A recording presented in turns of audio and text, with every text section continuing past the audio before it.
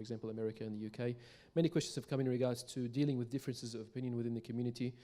For example, Brother Azadul Alam gives an example of moon sorting calculation. Some others have asked if there are any conciliatory elements that you can suggest. Some questions have come in whether there needs to be an ordered voice or whether this is an unrealistic expectation that we should just abandon. Is there anything that you have experienced from America that you can share with us, inshallah? Oh yeah, I could share a lot with you on that one.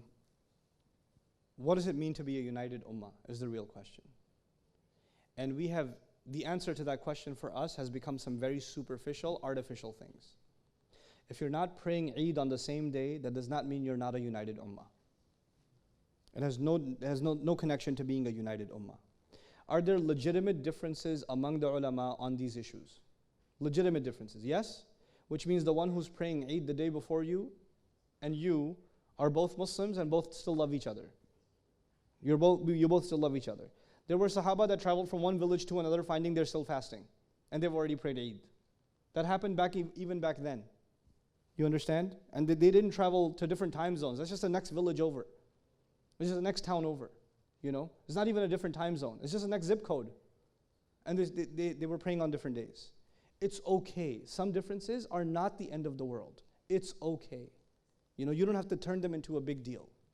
Now, what are the things that we have to emphasize? See, the thing is, when we emphasize the small things, then there will be disagreements. And when we emphasize the big things, there will be unity. What have I talked to you about today? I've talked to you about the importance of raising our children correctly, yes? Is that something all of us share? Is that a unifier? Yeah. But if I talk to you about, you know, Zabiha versus Ahlul Kitab meat, would that be something that unifies all of us? Practically never. Never. If you want unity in the ummah, you make the issues that are a concern to all of us the most important issues. And the issues that are personal fiqh matters, you leave them in your personal life and you don't make them a part of a debate. You leave them in your personal life. You learn from the fuqaha that you're convinced of. Your imam has an opinion, you find that opinion convincing, you stick with it. That's up to you, that's fine. But you don't bring that into the debate. What should be brought in public discourse is, what do we do with our teenagers that are ending up in drugs? That's a concern all of us have. What do we do with the marriages that have abuse in them? What do we do with these children, you know, that are leaving Islam? These young kids that are leaving Islam, what do we do with them? How do we solve this problem? How do we solve the problem of our young girls and we can't find suitable boys for them to get married to? That's a problem every family has. We have to emphasize these problems. And then what happens is, then you will find a common platform where everybody can share this concern and we're all making the community a better place. Because the community is helping our families, just like our families are helping the community. Right? This is the thing. The disagreements will always be there. Wallahi, ikhtilaf will always be there. It will always it will never go away. But that does not mean we're not one ummah. You know? That's an artificial measure of unity. I tell you, my own thoughts on this. We are on the day of Jumu'ah, we are all in rows together, but one guy is praying next to the other guy and he looks at him and he looks at the color of his skin or he looks at the country he's from and he's like disturbed by this guy praying next to him. Our hearts are not together. Our physical forms are together, but our hearts are not together. That's a bigger problem for unity. I mean, us gathered together in a masjid is the appearance of unity. You know, تَحْسَبُهُمْ جَمِيعًا وَقُلُوبُهُمْ شَتَّى is a description of munafiqun. You know, description of disbelievers even. Not us. But unfortunately, it's become a reality. So we have to break, you know, barriers. Racism is a big concern. Classism is a big concern. Tribalism is a big concern. These are things that concern all of us. And we have to attack them, inshallah ta'ala. And then you will see natural unity. You won't have to give khutbahs about unity. You're just talking about something that unifies people anyway. You know? And just one platform. Okay, one crazy example and I'm done. I gave a lecture in Birmingham, in England, and it's not a fun place to go.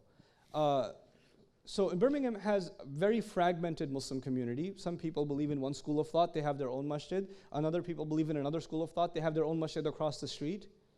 These ones call themselves Ahl Sunnah wal Jama'ah. They call themselves Ahl Sunnah wal Jama'ah, but there's Jama'atain, you know.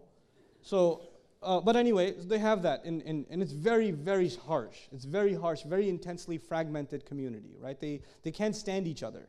They can't stand each other. The only thing that unites them is probably the halal restaurant, the burger they all unite on. But anyway, so I give this lecture, I give this talk there. And there's about 1,000 people in the audience. And in the middle of a break, a young man and a woman come up to me. And they come up to me and they say, brother, thank you for doing this. Please don't tell anyone. I'm actually a Shi'i, and this is my wife. And we brought 50 of our friends because we love listening to your explanation of the Quran.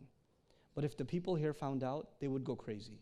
Please don't tell them, but just you should know that we appreciate what you're doing even in the Shia community. And we're learning a lot from you. Then a Baha'i came to me. The Baha'is make the Shias look normal. As far as like like for us, what the Shia is like, an extreme. For us, that's an extreme. For the Sunnis, some of their beliefs are extreme. For the Baha'is are way extreme. They came up to me, we've been listening to your lectures. Now I'm sitting there going, I talk about the Sahaba. I talk about Abu Bakr as-Siddiq radiallahu ta'ala anhu every chance I get. If the ayat come up, إذ يقول لصاحبه لا تحزن إن الله معنا. ثاني اثنين. When the ayat come up, who do I talk about? I talk about Abu Bakr as-Siddiq. When I'm discussing Surah Muhammad, who am I talking about? I'm talking about the Basira of Umar bin al-Khattab radiallahu ta'ala anhu.